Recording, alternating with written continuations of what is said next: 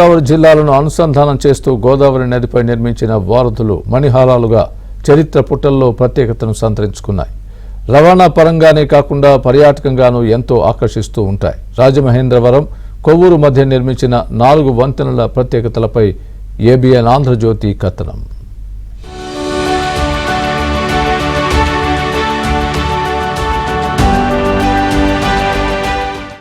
గోదావరి జిల్లాల సస్యశ్యామల సాకారానికి సారథిలి అద్భుత వారధులు.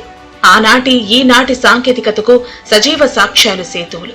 గోదావరి నడుమ వయ్యారాలు ఒలికిస్తూ చరిత్ర పుటల్లో ప్రత్యేక స్థానం పొందాయి. గోదావరి అంటే ఎవరికైనా మదిలో ఈ వంతెనలే మెదులుతాయి.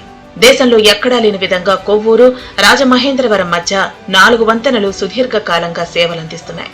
తూర్పు, పశ్చిమ గోదావరి జిల్లాలను అనుసంధానం చేయడానికే నదిపై వంతెనలు అద్భుత రీతిలో నిర్మించారు.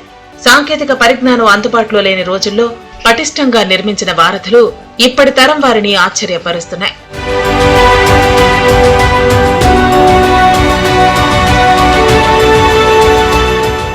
ఈ వంతెనల్లో ముఖ్యమైనది రోడ్ కమ్ రైల్వే బ్రిడ్జి.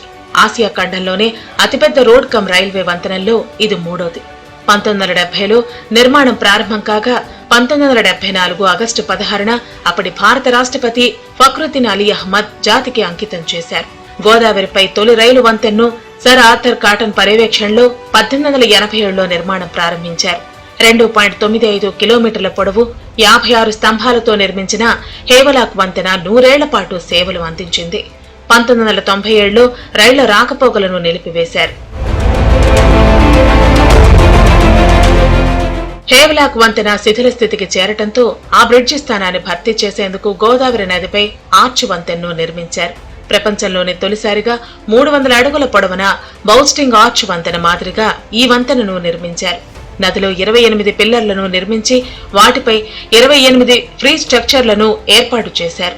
1991లో ప్రారంభమైన దీని నిర్మాణం 1997 వరకు కొనసాగింది. 2003లో దీనిపై రైళ్ల రాకపోకలు మొదలయ్యాయి. ఈ బ్రిడ్జిపై ప్రయాణిస్తున్న సమయంలో రైలు ప్రయాణికులు ఎంతో అనుభూతికి లోనవుతూ ఉంటారు. వైసీపీ 5 ఏళ్ల పాలనలో రోడ్ కమ్ రైలు వంతెన నిర్లక్ష్యానికి గురైంది.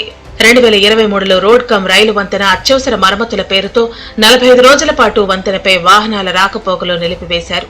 రైల్వే శాఖ, రోడ్ల భవనాల శాఖ సంయుక్తంగా 30 కోట్లతో శాశ్వత ప్రాతిపదికన మరమ్మతులు చేయాలని ప్రతిపాదనలు తయారు చేసినా వైసీపీ ప్రభుత్వం స్పందించలేదు. దీంతో బీఓటీ పద్ధతిలో గామన్ ఇండియా సంస్థ ఈ వంతెనను నిర్మించింది. 14 కిలోమీటర్ల పొడవుతో 100 టన్నుల సామర్థ్యంతో 2006లో నిర్మించిన గామన్ వంతెనను 2015లో వాహనాల రాకపోకలు ప్రారంభించారు. ఈ వంతెన నిర్మాణం వల్ల విజయవాడ, విశాఖల మధ్య 50 కిలోమీటర్ల దూరం తగ్గింది. ఈ వంతెనకు సమీపంలో అక్రమ ఇసుక తవ్వకాలు, డ్రెడ్జింగ్ వల్ల వంతెనపై బేరింగ్లు కుంగిపోయాయి.